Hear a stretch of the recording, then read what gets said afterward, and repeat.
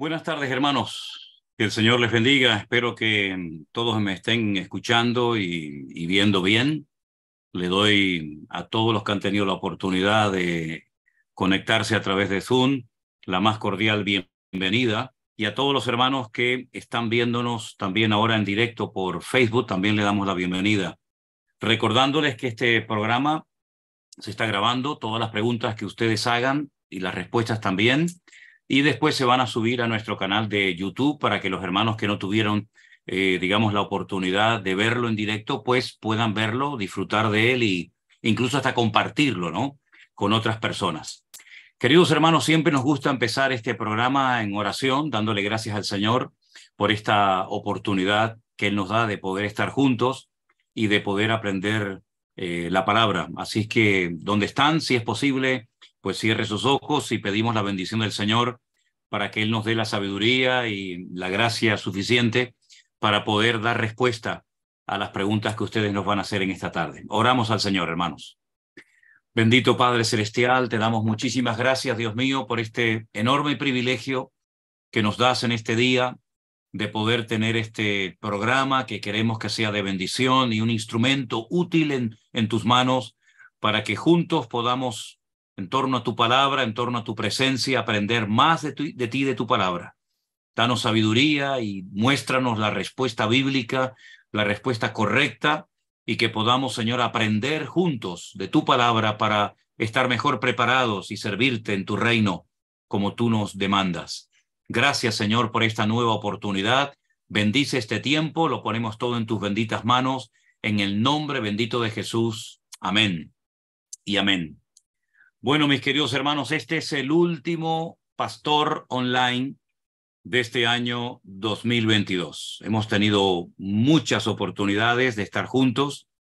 Se han hecho probablemente centenares de preguntas, y creo que los que han querido aprender y crecer y madurar han tenido la oportunidad en fin, de conocer más del Señor y de su palabra, que es de lo que se trata en definitiva, ¿no?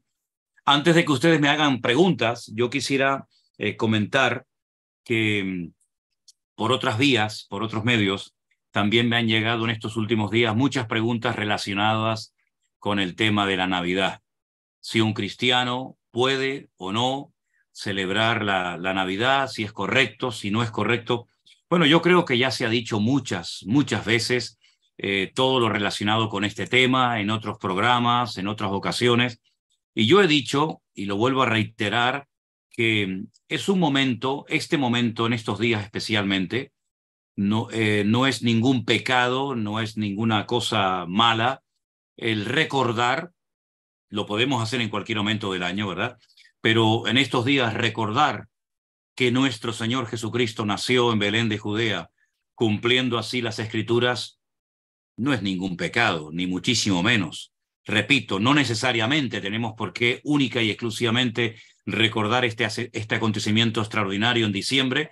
Ya digo, podemos recordarlo en cualquier momento, pero de una forma especial se recuerda su nacimiento en este mes de diciembre, aunque también ya hemos dicho en muchas ocasiones que históricamente está demostrado que el Señor Jesucristo no nació en el mes de diciembre. Pero bueno, eso sería lo de menos. Tampoco el 24 o 25 de diciembre fue su nacimiento. Más o menos podemos calcular el año, aunque tampoco es exacto el año en el que nació el Señor, puesto que hubo una serie de errores en cuanto a los calendarios y todo eso.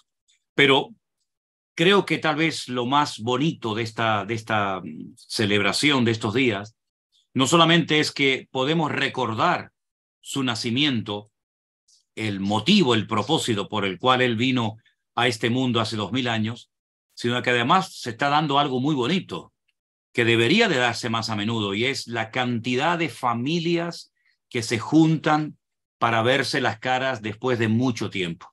Hace unos días salió en televisión un dato de la Dirección General de Tráfico, la DGT, como se llama aquí en España, diciendo que en estas fechas iban a producir más de 18 millones de desplazamientos por carretera. Y la mayoría de estas personas van a otras ciudades, a otros pueblos, a otras poblaciones, a visitar a sus parientes. y estar juntos en familia, en armonía, alrededor de una mesa, ya me parece a mí algo extraordinario y algo maravilloso.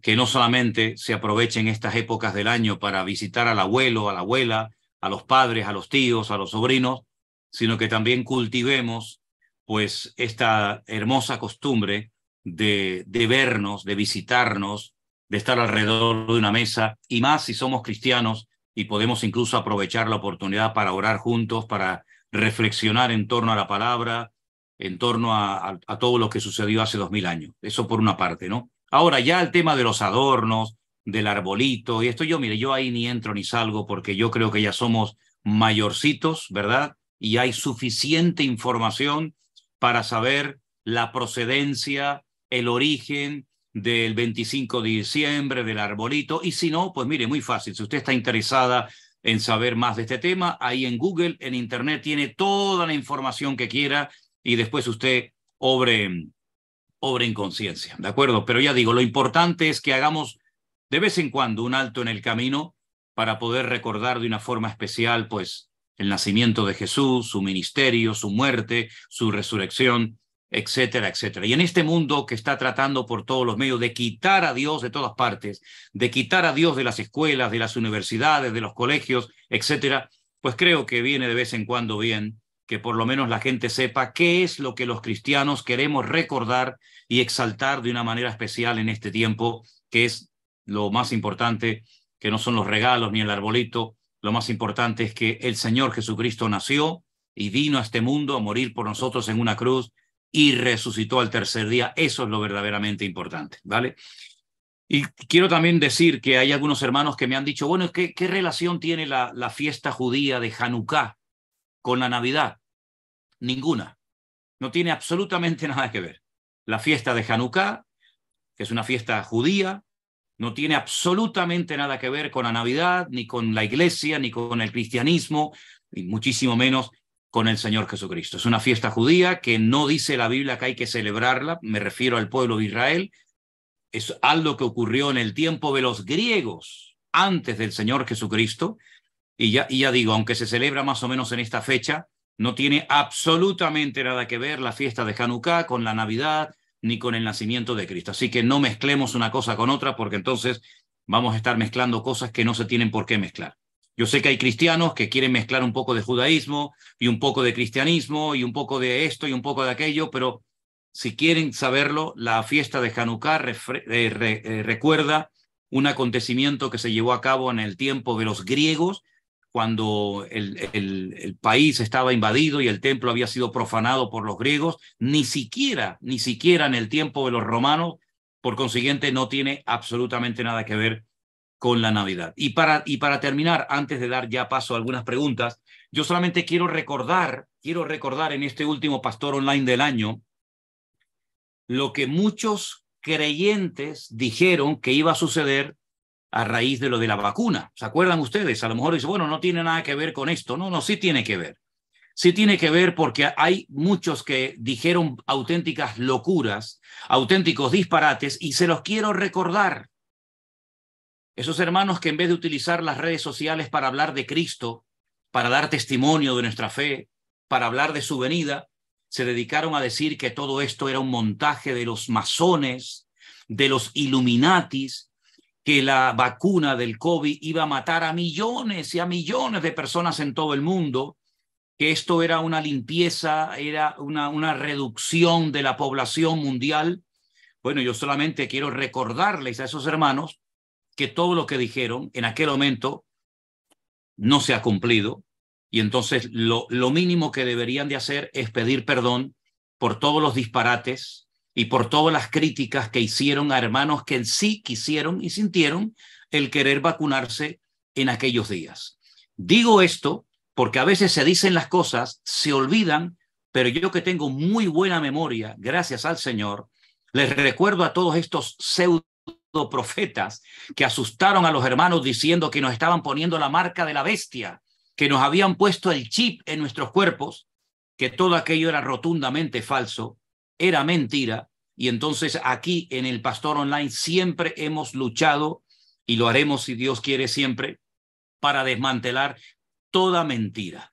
Ni murieron millones ni millones de personas, ni la población mundial se redujo una barbaridad, porque todo esto era un montaje y todo esto era un engaño, y los que se vacunaron iban a morir en poco tiempo. Entonces, lo quiero dejar bien claro para que quede constancia y quede grabado, y que en algún momento esos hermanos pues pidan perdón, y así como utilizaron las redes sociales para meter miedo a la gente, incluso algunos pastores, no sé si ustedes se acuerdan, pero algunos pastores aprovecharon el púlpito para asustar a la gente y decir que no se vacunaran, que iban a morir, que iban a ser marcados por la bestia.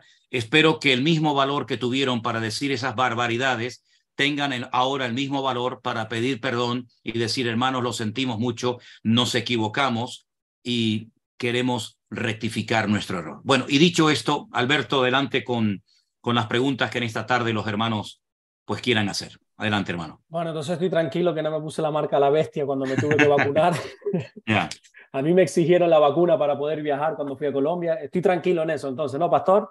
Sí, no, y no Bueno, solamente tranquilo, no solamente tranquilo, sino que además también se dijo, yo lo oí y me lo dijeron personalmente, que los hombres que se dejaran vacunar se iban a comportar como mujeres uy, y las mujeres se iban a comportar como hombres. Y yo le dije a este caballero que me dijo esas palabras en aquel momento que no hace falta que algunos se vacunen para comportarse como mujeres, que eso ya se viene haciendo hace mucho tiempo, y que no hace falta que las mujeres se vacunen para comportarse como varones, que ya también hace muchos siglos que esto se está dando, y sobre todo aquí en este continente europeo, ¿no? Por lo tanto, vamos a ser un poquito serios, un poquito maduros, y no vamos a estar utilizando las redes sociales para decir tonterías y disparates, sino vamos a utilizarlas, por ejemplo, para esto, para hablar verdades, para hablar de la palabra del Señor y para responder a preguntas que el pueblo de Dios tiene, que para eso el Señor, yo creo, que ha dado estas redes sociales y estos medios para difundir el Evangelio y para que miles de personas se conviertan, como gracias al Señor en este 2022 ha sucedido. así mismo. A veces, desgraciadamente, somos portadores de malas noticias en vez de buenas noticias. Pero bueno, vamos Sí. vamos a lo que nos interesa, son estas preguntas. Nuestra hermana Fania Karina va a ser la primera en preguntar, así que quita el micrófono si puede ser y cuando quiera. Sí, buenas tardes, Dios los bendiga.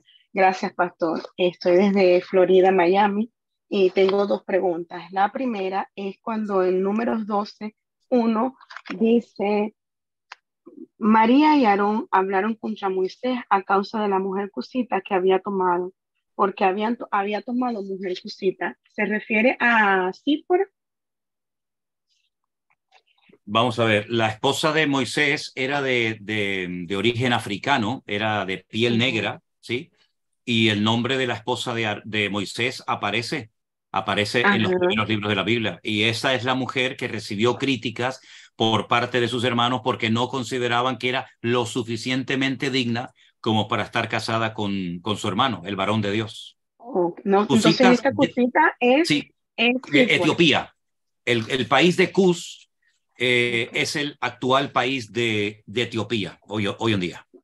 Ok, perfecto, gracias. La segunda es rapidito, Lucas, Lucas 16. Está hablando de la parábola del mayordomo infiel, del 8 Mm. al 9, cuando dice, y alabó el mayordomo malo, perdón, y alabó el amo al mayordomo malo por haber hecho sagazmente. Él venía haciendo trampa porque alteró usted se la conoce, alteró Sí, sí, los los, datos. Entonces sí. después dice, porque los hijos de este siglo son más sagaces en el trato con sus semejantes que con los hijos de luz. Los hijos de luz se refiere a los hijos de Dios, ¿verdad? Claro. Ajá, entonces después dice, y yo os digo, ganad amigos por medio de las riquezas injustas, para que cuando éstas falten, os reciban en las moradas eternas. Moradas eternas, ¿a qué se refiere? ¿Al cielo? La presencia de Dios, claro, la eternidad. Pero entonces, ganar amigos por medio de las riquezas injustas no estaría bien. Entonces, para cuando éstas falten, cuando ya no las tengas, puedas ir al cielo. Sí, parece que la parábola nos incita a ser tramposos, ¿no? Ajá. No, aquí lo que se está exaltando y lo que se está tratando de poner en valor es el hecho de que tenemos que utilizar la cabeza incluso hasta los inconversos, el Señor les dice, mira, vamos a ver, ustedes no son hijos de luz, ustedes son hijos de las tinieblas. Si ustedes han ganado dinero y ustedes han hecho fortuna y han emprendido empresas y han hecho negocios a través de vuestros negocios, incluso a veces utilizando la injusticia, utilizando cosas erróneas, lo que tienen que hacer, así como han sido listos y astutos para hacer estos negocios y ganar dinero, tengan la misma destreza para hacerse buenas amistades. No sea que cuando les falten las riquezas y el dinero, ustedes se vean sin amigos, sin riquezas, sin recursos y sin nada en la vida. Entonces, ya que no sois hijos de luz, porque lógicamente a los hijos de luz el Señor no les habla de esa manera, pero ya que ustedes son hijos de las tinieblas y se consideran tan astutos y tan listos para hacer negocios, bueno, pues aprovechen el tiempo para hacer amistades, porque lo que le está diciendo el Señor, que las riquezas de este mundo son efímeras, son pasajeras, y cuando éstas te falten, amigo, como tú no invertiste en amistades, te vas a ver mal, te vas a ver en la calle, cosa que a nosotros no nos va a suceder, porque el Señor ha prometido suplir todas y cada una de nuestras necesidades todos los días de nuestra vida. Y como decía el rey David en uno de sus hermosos salmos, joven fui y envejecido, pero nunca he visto un justo desamparado ni descendencia que mendigue. Pastor, perdone, se le está yendo el audio y se le congeló la imagen. Pero eso es a nosotros. Pero a ustedes, ya que cuando esta falta, ustedes tienen algo a lo cual agarrarse, ya que no tienen a Dios en vuestras vidas. ¿Sí? Amén. ¿Te llegó la respuesta a mi hermana Fabiana? Sí. Fania, perdón. Fania. Sí, gracias, pastor. Fue una bendición que también tuve. En una parábola, generalmente en una parábola hay muchos detalles, digamos, que adornan la parábola, pero lo que hay que ir es a la enseñanza central, ¿verdad? Porque algunas personas quieren darle una explicación absolutamente a todo detalle, por mínimo que sea, de la parábola, y hay muchos detalles que adornan la parábola, pero siempre hay que sacar la enseñanza central, lo que el Señor quiso decir con esa parábola, y no tanto en los pequeños detalles, ¿sí? Amén. Amén. Okay. Gracias, pastor. Dios te bendiga. Bendiciones, mi hermana. Amén. Amén. Gracias. Adelante. Perfecto, vamos a la segunda pregunta, que la va a hacer nuestro hermano Héctor Oviedo, así que por favor, si puede quitar el audio para preguntar. Dios le bendiga, pastor. Buenas tardes, mi hermano. Dios le bendiga. Desde Goya, Corrientes, Argentina, otra vez. Ajá, sí, cierto. Tengo una pregunta en el libro de Génesis, capítulo 35. Dice en el verso 1, dijo Dios a Jacob, levántate y sube a Betel y quédate allí y haz allí un altar al Dios que te apareció cuando huías de tu hermano Esaú. Esta es una pregunta que me surgió de decir, ¿por qué no dice quizás hazme un altar allí? Si era el mismo Dios que le apareció en aquel lugar. ¿En qué lugar te refieres? ¿Dónde tenía que hacer el altar, según tú? En Betel. Ok. Dice, Dios le dijo a Jacob, levántate, sube a Betel, quédate allí y haz allí un altar al Señor. Donde el Señor le está diciendo a Jacob que haga un altar es en Betel, donde tuvo aquel encuentro tremendo, ¿te acuerdas? Sí, donde dice que había escaleras que descendían y subían. Déjame simplemente que te diga un pequeño detalle. Cuando se cita ese pasaje donde Jacob tuvo un sueño, la Biblia no dice, es que el orden es muy importante en esta historia. La Biblia no dice que ángeles bajaban y subían, lo dice al revés. Dice que ángeles subían y bajaban. Parece algo insignificante, pero es muy interesante este detalle, ¿no? Ahora, fue en el Betel donde el Señor le dice a Jacob que tiene que levantar un altar para que él recuerde que fue en aquel lugar, en la casa de Dios, en la casa de luz, donde él tuvo un encuentro tremendo con el Señor, y en aquel sueño el Señor le mostró cosas muy importantes que él tendría que recordar el resto de su vida. Es decir, que vete a Betel, quédate allí y allí levanta un altar. Y allí fue donde tuvo también aquel encuentro tremendo cuando, bueno, después sabía que se tenía que encontrar nuevamente con su hermano Esaú, un encuentro que le causó mucho temor, porque su hermano Esaú, sabes que años atrás había decidido matarlo, cuando su padre muriera. Amén. ¿Sí? Sí, pastor. Otra preguntita más, si puede ser. ¿Cómo no? En el libro de Primera de Juan, el capítulo 5, el verso 16-17, cuando habla ahí de pecado de muerte y pecado de no muerte, ¿a qué se refiere? Sí, bueno, hemos hablado en otras ocasiones de que en la Biblia hay, digamos, como muchos tipos de pecado, ¿no? Hay pecados que dice la Biblia que son pecados contra tu propio cuerpo. Habla acerca del pecado de fornicación, de adulterio, ¿verdad? Hay pecados que abren puertas para ciertas y determinadas enfermedades. Y hay un pecado que la Biblia lo denomina, Juan lo llama así, pecado de muerte, por el cual yo no digo que se pida. Entonces, esto tendríamos que interpretarlo, tendríamos que ir a otros textos de la Biblia donde se habla más ampliamente y se nos da más información acerca de este tipo de pecado.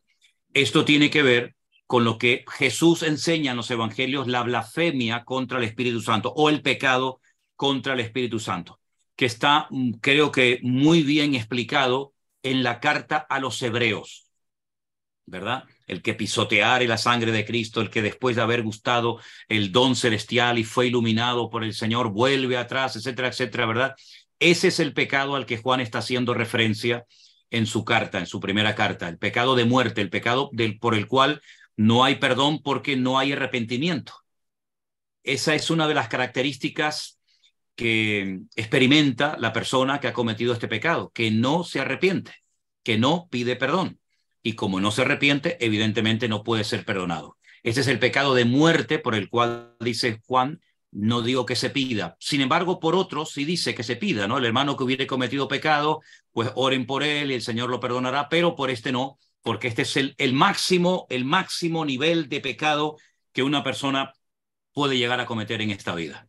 Y en la carta a los hebreos se habla muy claramente acerca de el que peca deliberadamente después de haber gustado el don celestial. Ese es el pecado del cual habla Juan en Primera de Juan. Amén, pastor. Dios lo bendiga. Dios te bendiga. Saludos por Argentina y enhorabuena a los argentinos. Muy bendiciones. Bien. ¿Podría explicar un poquito, pastor, el tema de esa pequeña diferencia que usted ha dicho ahora de los ángeles que suben, que bajan? Que no es lo mismo que bajen y que suban, sino que suban y que bajen. Porque es verdad, lo estaba leyendo y dice que suben primero, ¿verdad? Exactamente. Si bajan, es porque no estaban en la tierra. Si suben, es porque ya estaban en la tierra. Es decir, en la vida de Jacob hay muchas características típicas de la vida de él, ¿no?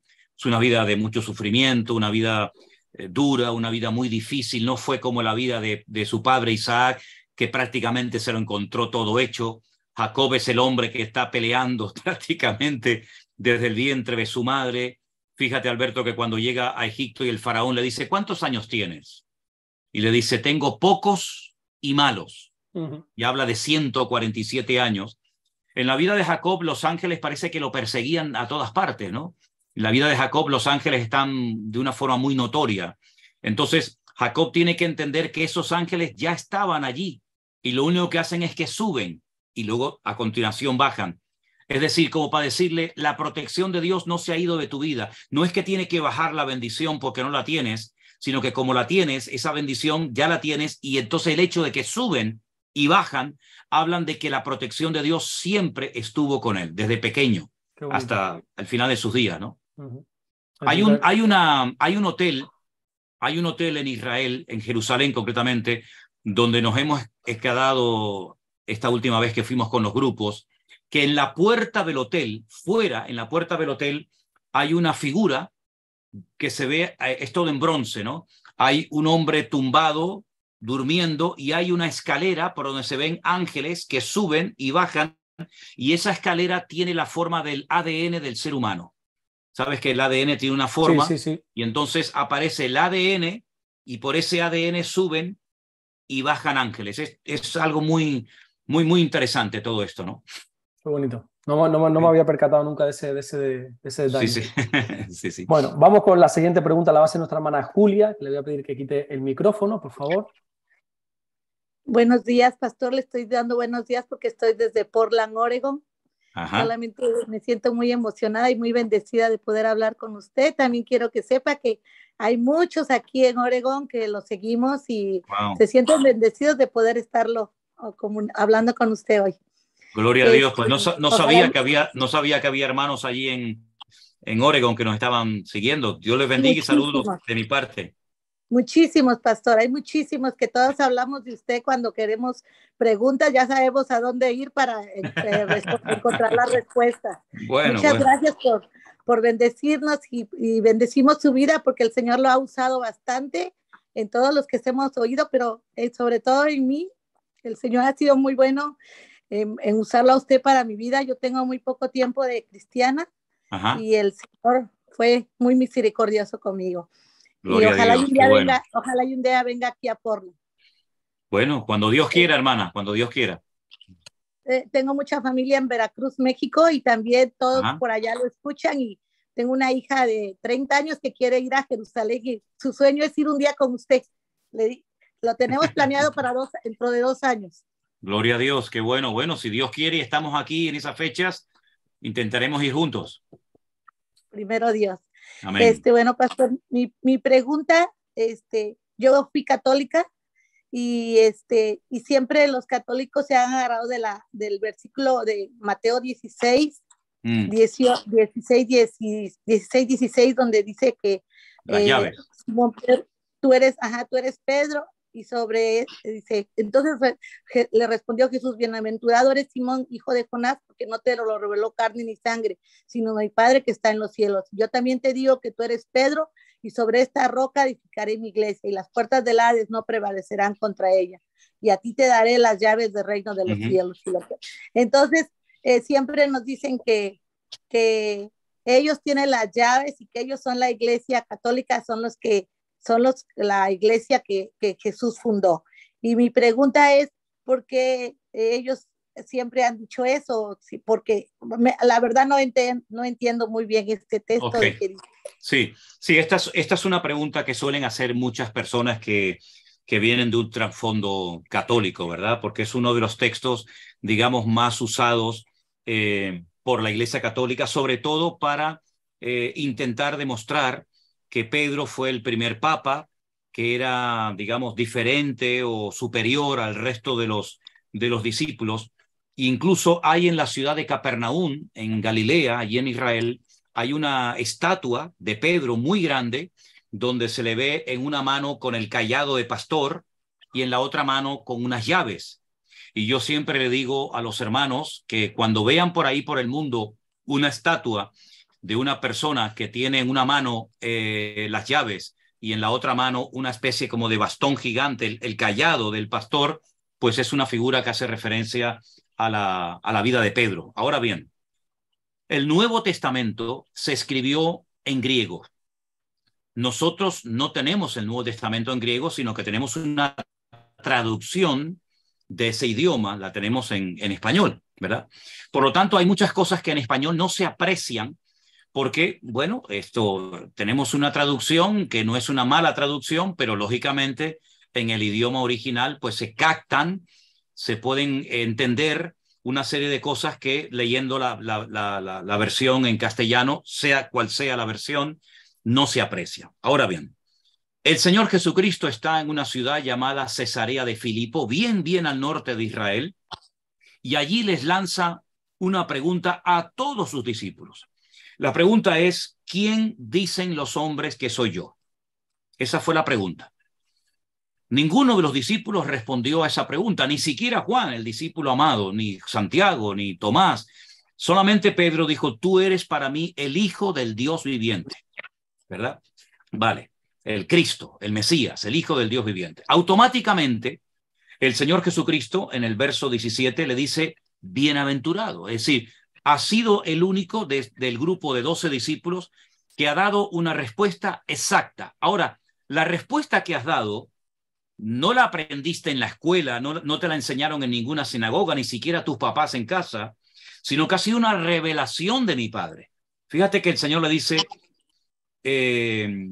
esto que has dicho te lo reveló mi Padre, ni sangre ni carne, sino te lo ha revelado mi Padre que está en los cielos.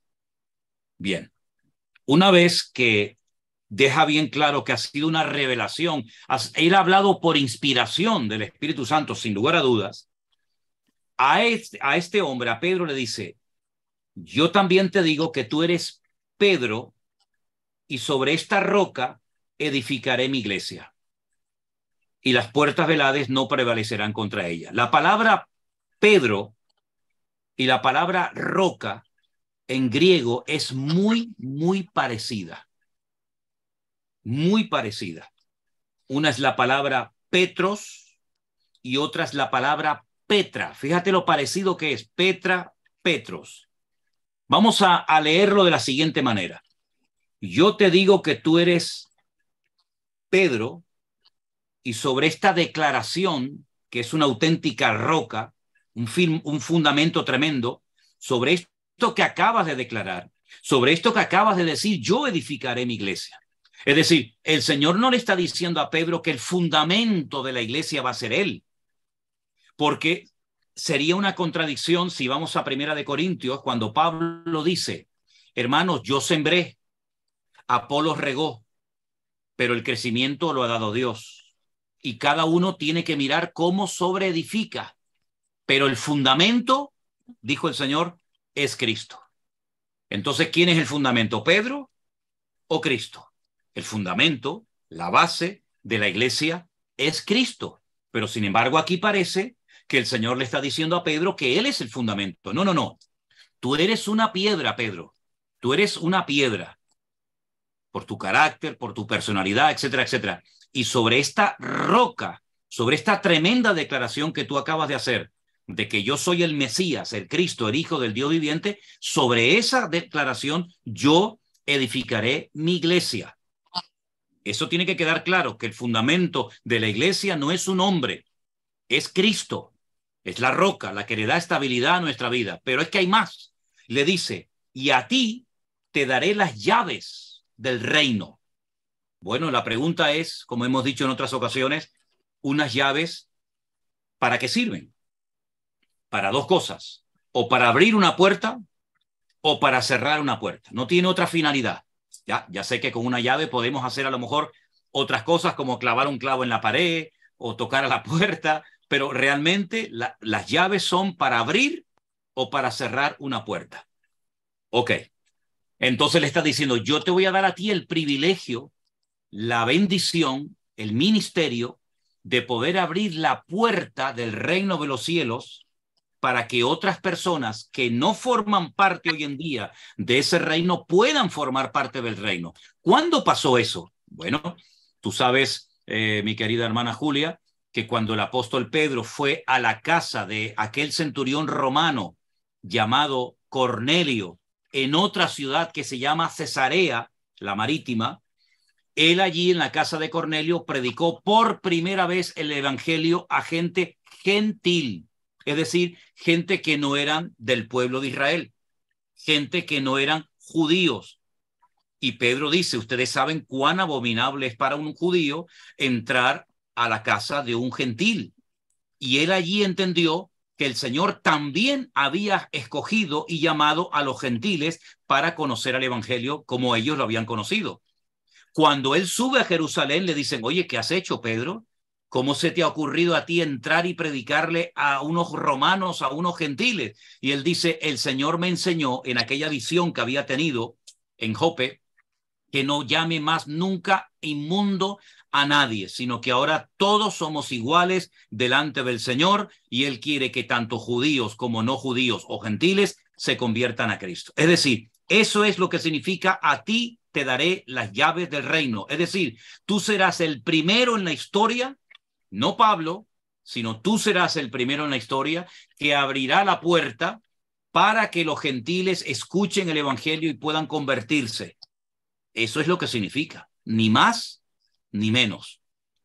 Lamentablemente, Pedro no quiso seguir con ese ministerio a los gentiles, puesto que años más tarde, cuando sube Pablo a Jerusalén, le dice, así como el Señor te ha dado a ti el ministerio de la incircuncisión, es decir, alcanzar a gentiles, a nosotros nos ha dado el evangelio de la circuncisión, es decir, alcanzar a judíos, lo cual no es cierto. Hay solamente un evangelio. No hay un evangelio para judíos y otro para no judíos. Hay un solo evangelio.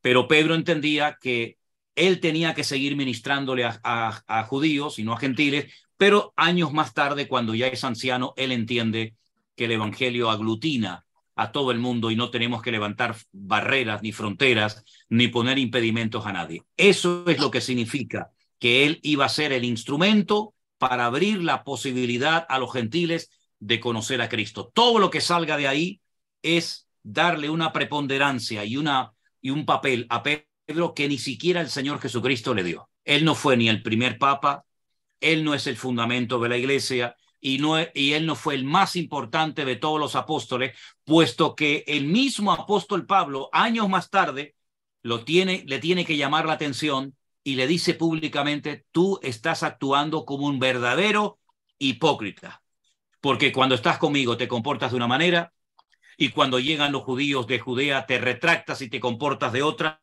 y lo que estás haciendo no está bien. Él mismo, en una de las cartas que escribe, le dice al apóstol Pablo, el hermano Pablo, al cual el Señor le da una gran sabiduría, que escribe cosas difíciles de entender, que incluso los indoctos tuercen para su perdición. Por lo tanto, Pedro fue una persona muy importante, sin lugar a dudas, dentro de la iglesia, dentro del cristianismo, pero no fue ni el primer papa, ni nunca se le consideró el fundamento de la iglesia. El fundamento de la iglesia es nuestro Señor Jesucristo, y nadie puede poner otro fundamento que el que está puesto. Amén.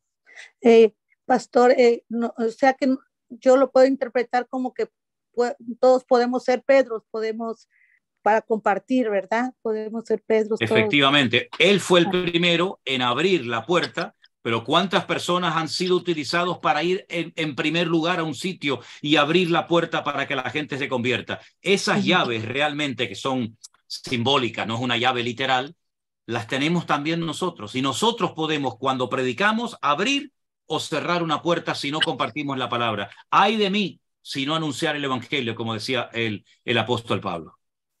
Muchas gracias, pastor. Le entendí. Dios le bendiga, mi querida hermana. Le saludo en el amor del Señor. Ojalá pueda venir un día por la. Y algo más que le quería decir, he aprendido mucho porque he escuchado los estudios de que usted tiene en el YouTube. Aprendí bastante, y también por lo que pone ahorita aprendemos bastante. Muchas gracias.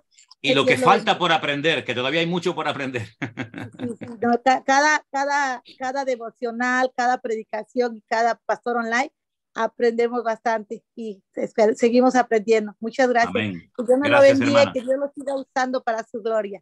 Gracias, hermana querida. Para su familia. Dios le bendiga, muy amable. Gracias, hermana querida. Gracias.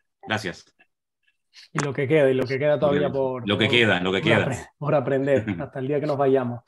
Bueno, vamos con nuestra cuarta pregunta, que la va a hacer Silvia García, así que cuando quiera, por favor.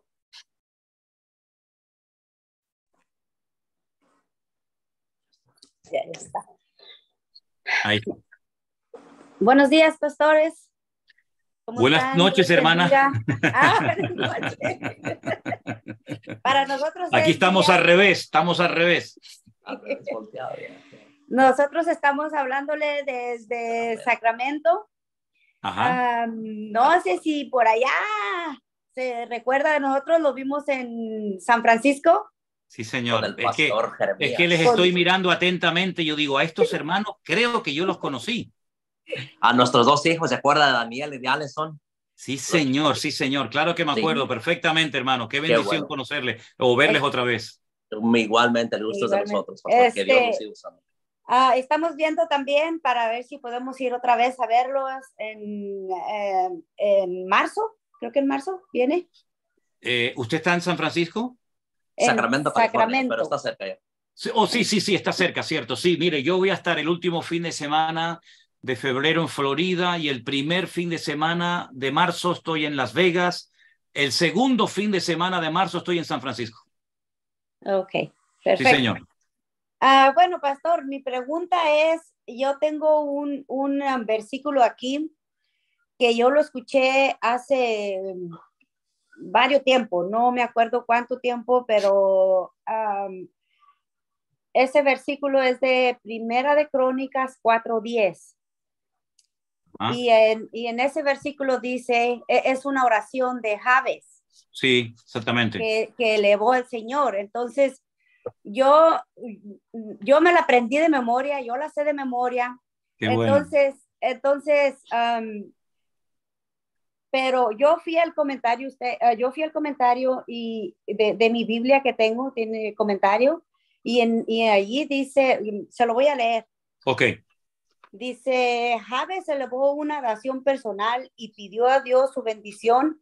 Deseaba tener más tierras, que la mano de Dios le protegiera del mal y que lo librara de perjudicar a otros. Y entonces dice, este pasaje no sugiere que debemos repetir esta oración, mucho menos que la empleamos como una fórmula para recibir bendiciones. La oración de Jabes debería sernos de ejemplo por su sinceridad y fervor. Pero esa oración me cayó, pero bien, cuando mi esposo andaba muy terco a quererse comprar algo que tuviera terreno. Y entonces yo escuché esa oración y dice, oh, si me dieras bendición y ensancharas mi territorio. Y si tu mano estuviera conmigo y me librara del mal para que no me dañe. Y entonces yo hacía esa oración porque yo lo miraba a él, que él quería eso. Y entonces yo la hacía. Y después yo fui allí y dije, pero el pastor dijo que nosotros podíamos hacer esa oración, porque hay muchas cosas aquí de la Biblia que no nos las debemos de tomar nosotros. Ajá. Y hay cosas que sí, como usted lo ha dicho todo el tiempo, que es aquí. Entonces, yo leí esto y yo dije, pues yo voy a seguir con esa oración. Un día Dios nos lo respondió y yo dije, gloria a Dios, ahora él tiene su terrenito. Gloria a Dios. Entonces él, esto es nuevo para él no sabía de esto. Esto es algo que yo lo hice personal con Dios y Dios, el día que le dijeron a él, es tuyo. Entonces yo dije, gloria a Dios, sí responde. Pero esa es mi pregunta, de que aquí dice que no la debemos de hacer, pero usted dijo que nosotros la podíamos hacer. O sea, es que ahí está hablando de mucho, está pidiendo bendición. Bueno, mire, hermana, vamos a ver. Esto no es esta oración que hizo Jabes, efectivamente fue una oración personal que él hizo. No es un amuleto, no es una fórmula mágica, ¿verdad? No es toque el botón y va a conseguir el premio, pero es una oración hermosísima. Es una oración muy linda. Y lo que usted ha leído en esa Biblia como comentario, pues no deja de ser el comentario de un pastor, ¿verdad? Como puede ser el comentario de cualquier otro. Pero en el caso suyo, lo curioso es que usted se apropió de esta oración, la hizo y el Señor le dio pues lo que usted había pedido. Entonces, vamos a ver, yo no voy a decir que todo el mundo que haga esta oración, digamos que le va a funcionar, ¿verdad? Pero qué mejor testimonio que el que usted me está contando. Usted la hizo y el Señor le concedió el deseo de su corazón porque era dentro de su voluntad, porque por mucha oración de Jabes que usted hubiera hecho, si no entrara dentro de los planes de Dios, aunque se la aprendiera de memoria y hasta en hebreo, que yo me la aprendí en hebreo, no va a funcionar. Esto no es una fórmula mágica, ¿verdad?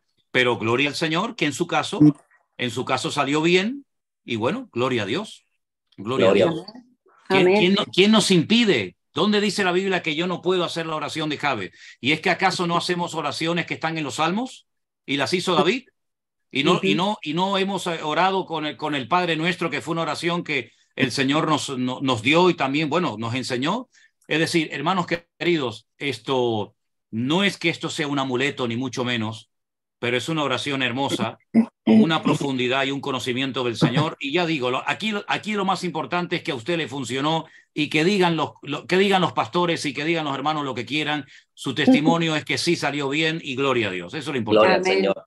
Amén. Yo estoy muy sorprendida con cómo Dios responde conforme a su voluntad. y como dicen muchas de la gente que lo escucha, que después de empezar a escucharlo usted, nuestras vidas ha cambiado, las de nosotros ha cambiado suficiente. Ahora, lo que sí le digo es, ahora es su responsabilidad lo que usted va a hacer con eso que Dios le ha dado. Amén. Dios se lo dio, ahora su responsabilidad es, si va a plantar, pues hombre, plante cosas buenas y no me plante cosas raras, ¿eh? Y con ese terreno honre al Señor. Es decir, Dios se lo ha dado, pero el responsable de administrar sabiamente esa bendición, ahora son ustedes. Pastor, buenas tardes para usted, porque acá estamos, digo, en Sacramento, es temprano todavía, pero yo tengo más que una pregunta, pastor.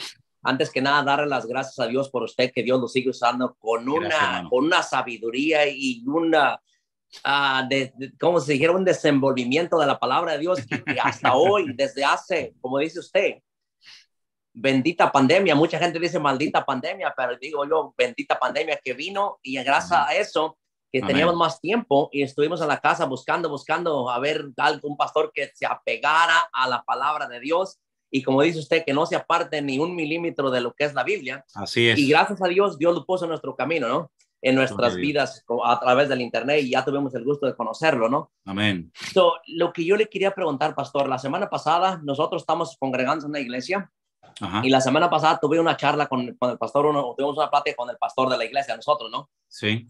Y me empezó, no sé por qué, empezamos a platicar me dice que me hizo una pregunta, que si yo creo en los apóstoles y sí. profetas.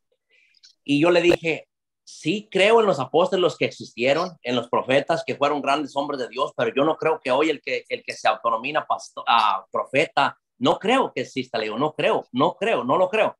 Y me dijo, ¿por qué? Le dije, o incluso él me dijo, pero yo soy una persona que tengo visiones, que adivino esta cosa, adivino lo otro. Le dije, pues estamos mal, le digo, porque yo no creo. Le digo, yo también he adivinado algo en la vida, pero no es que lo haya adivinado, porque yo lo deseaba en mi corazón. Como se trató de mi hija cuando iba a nacer mi hija, yo le dije a mi esposa, queremos que Dios nos conceda, quiero que Dios me conceda una hija, ¿no? Y sí, gracias a Dios fue niña, pero no quiere decir que porque yo lo adiviné, sino porque yo lo deseaba y se lo pedí a Dios, ¿no? Pero él me dijo, yo adiviné que yo iba a tener un hijo y le dije a mi esposa, estás embarazada y es un hijo. Y eso me lo dijo Dios. Entonces yo he escuchado a este pastor que dice que Dios, ¿qué te va a decir? Dios no te dijo nada, hombre. No, pero ¿sabe lo que pasa, hermano? ¿Sabe lo que pasa? Que, vamos a ver, cuando usted tiene relaciones con su esposa, lo normal es que se quede embarazada. Ayer veníamos escuchando una predicación de usted, pastor, disculpe que le interrumpa, y le dije eso. Le dije eso a mi esposa. Si estamos teniendo relaciones, ¿qué es lo normal? Pues que vas a quedarte embarazada, ¿no? Exacto. Y mire, y hay un 50%, es una cifra muy alta, hay un 50% de que sea o una niña o un 50% de que sea un varón. Es decir, vamos a ver, si el Señor nos dio el matrimonio, ¿verdad? Para que dentro de otras muchas cosas tuviéramos hijos a los cuales amamos y cuidamos, ¿verdad? Hermano, yo le digo sinceramente, lo que Dios me dé, bienvenido sea, me da igual si es niño o si es niña. ¿Me explico? Entonces, cuando una persona verdaderamente tiene algo de Dios, no tiene que ir por el mundo vendiéndolo. Yo no tengo que ir por el mundo diciendo, yo soy esto, hermano, los primeros que se van a dar cuenta si tengo o no tengo algo de Dios van a ser ustedes. Yo no me tengo que hacer publicidad. Si soy pastor, la gente se dará cuenta si lo soy o no. Si el Señor me usa en esto o en aquello, los primeros que se van a dar cuenta van a ser las personas a las cuales les ministramos.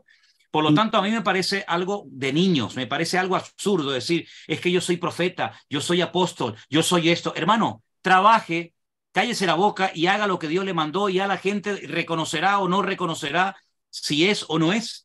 Y otra cosa, hermano, cuando nos preguntan, pero es que ustedes no creen en los apóstoles y en los profetas, yo le digo, a 100%, pero creo en los apóstoles y en los profetas verdaderos, los de la Biblia.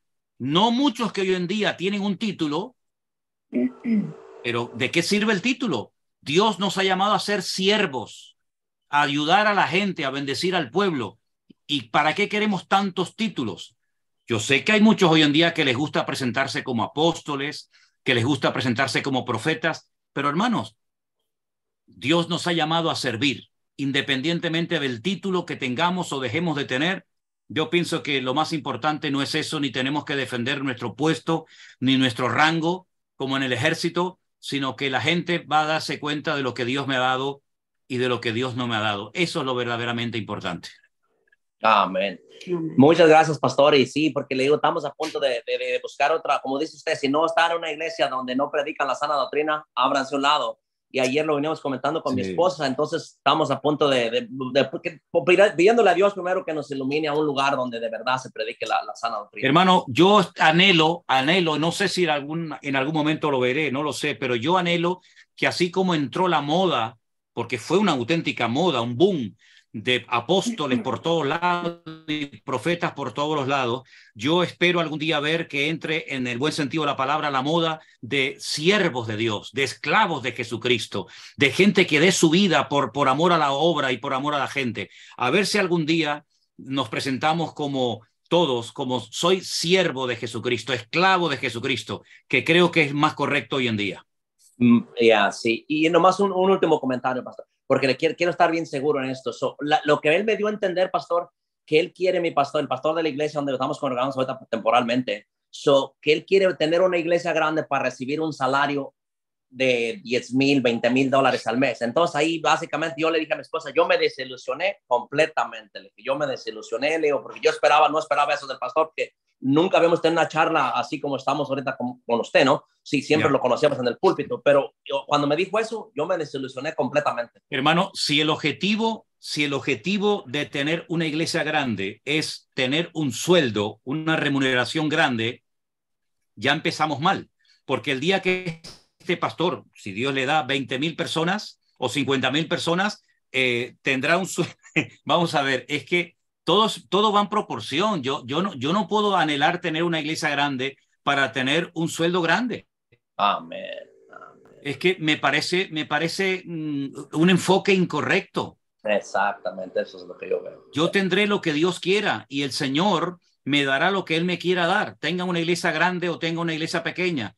La iglesia, si le sirve de ejemplo, la iglesia a mí me sigue dando la misma ayuda de hace 21 años, cuando éramos 6 miembros. Cuando éramos 6 miembros y no había la iglesia virtual, ni teníamos nada en las redes sociales, estipuló darme una ayuda mensual que es exactamente la misma que yo recibo 20 años más tarde. La Biblia dice que jamás ha visto justo desamparado. Entonces, pastor, gloria a Dios y siga haciéndolo como hasta hoy lo ha venido haciendo. Que Dios me lo bendiga, pastor. Gracias, hermano querido. Que Dios guarde nuestros corazones, porque la raíz de todos los males es el amor al dinero. Y ese versículo no se lo dijo Pablo a un inconverso. Ese versículo se lo dijo Pablo a un pastor llamado Timoteo. Okay. Que Dios nos bendiga. Un abrazo, hermano. Dios les bendiga. Gracias, pastor. Que Dios lo bendiga. Gracias. Hasta pronto, si Dios quiere. Hasta pronto. Primero Dios, nos daremos pronto. Amén. Gloria a Dios. Estaba leyendo en lo que ustedes estaban hablando, cómo Pablo se presentaba a los romanos. En el versículo 1 dice Pablo, siervo de Jesucristo. Luego a Tito también le dice Pablo, siervo de Dios. Santiago, cuando se presenta, dice Santiago, siervo de Dios. Pedro también dice Pedro, siervo de Dios. Se presentaban como siervo. Hoy nosotros nos encantan los títulos, ¿no? Apóstol. Bueno. Y después de haber hecho todo lo que les correspondía hacer, consideraros siervos inútiles. Así mismo, de verdad que sí, pero bueno.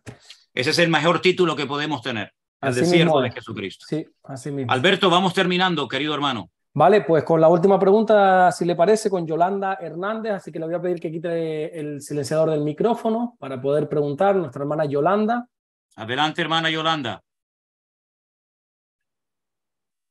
No, ahí tiene el micrófono todavía, dele al botoncito de... Ahí está, a ver. Hable, hermanita, a ver si lo oímos. No, todavía lo tiene silenciado. Tiene ahí un dibujito de un micrófono, creo que abajo a la izquierda, un micrófono chiquitito. Pínchelo ahí. No. Todavía no hemos aprendido a leer los labios. Hermana Yolanda, inténtelo una vez más. En la parte de abajo tiene usted un dibujito de una camarita. Ahora sí. Ahora, gloria a Dios. No toque nada más, déjelo así. Es la primera vez que entro, entonces con mis 70 años pues estoy aprendiendo. Gloria a Dios. Gloria a Oiga, Dios. pastor, bueno, yo tendría muchísimas preguntas, pero sobre todo quiero dar mi testimonio. Yo tuve un tumor en la hipófisis, en el cerebro. Wow. Y mi Padre, en su infinita misericordia, me ayudó porque se estaba complicando todo para que me pudieran operar, y yo le oré a él para que me ayudara, y en forma muy, pero muy milagrosa me permitió que me hicieran un espacio porque estaba saturado. Ya. Hicieron un espacio para que me pudieran operar. Y gracias a él, Gloria a Dios. Qué tremendo testimonio, hermana. Qué bendición. Y desde entonces yo lo he buscado más.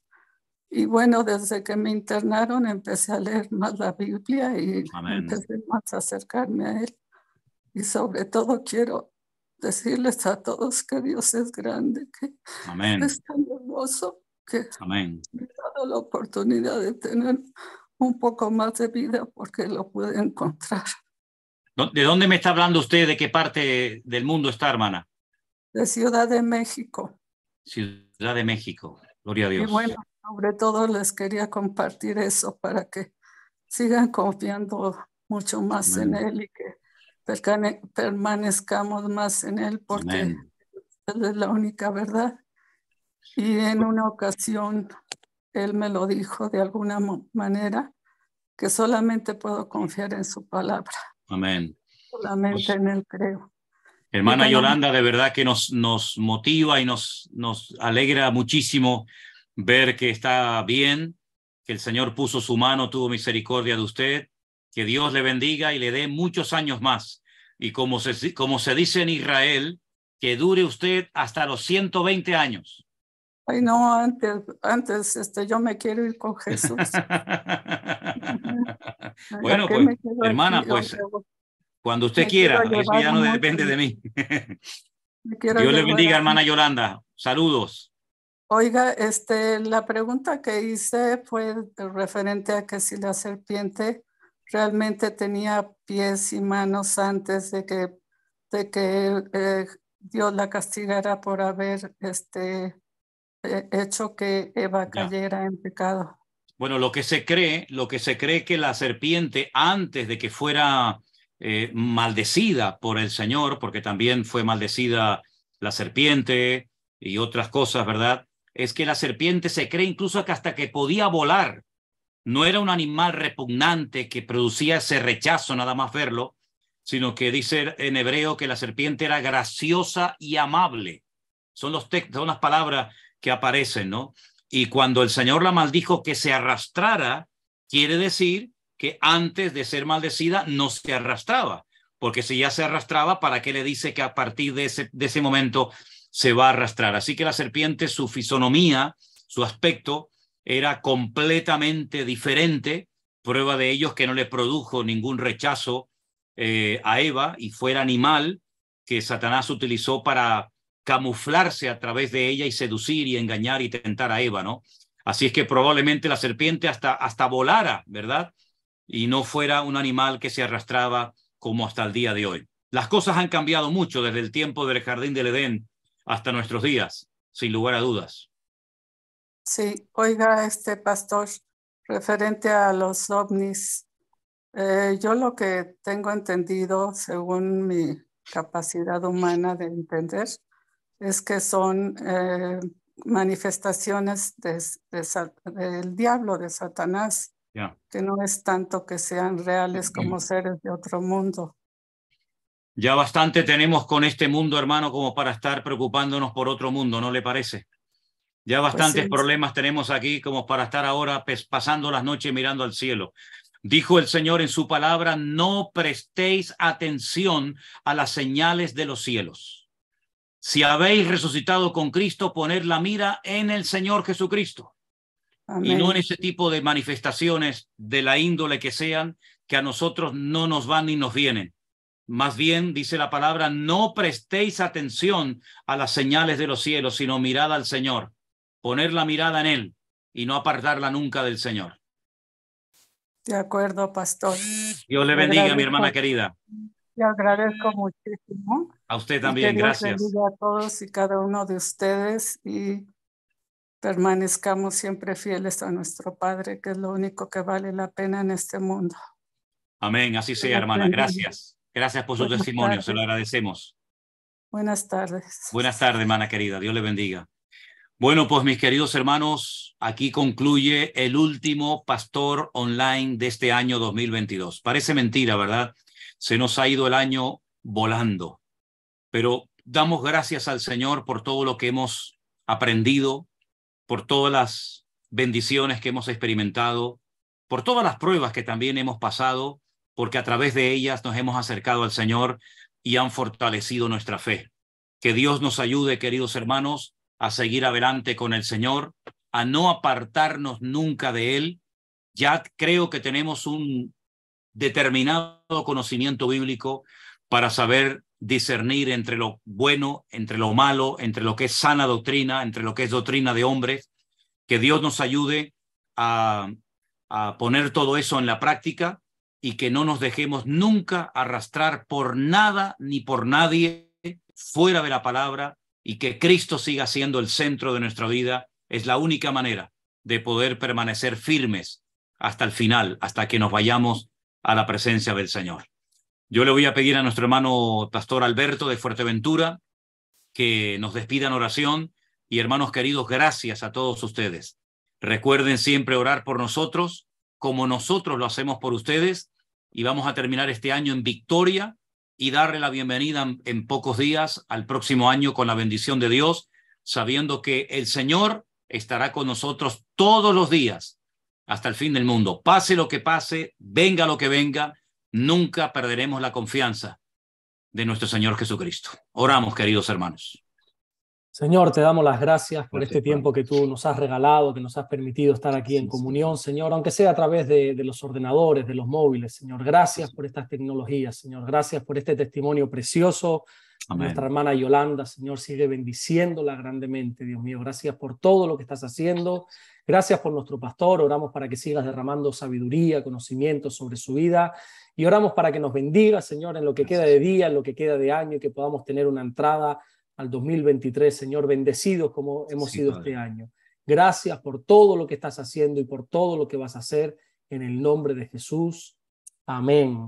Amén y amén. Hermanos queridos, Dios les bendiga. Ha sido un placer estar con todos ustedes en esta tarde. Les mando un saludo a todos desde las Islas Canarias.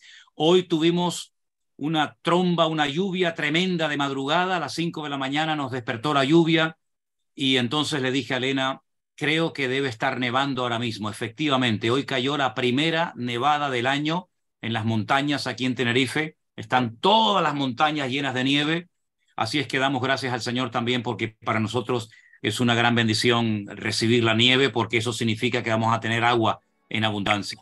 Dios les bendiga, mis queridos hermanos. Les mando un saludo a todos ustedes. Igualmente, pastor. Que Dios los bendiga. Mucho de haberles visto. Gracias. Feliz año. Igualmente.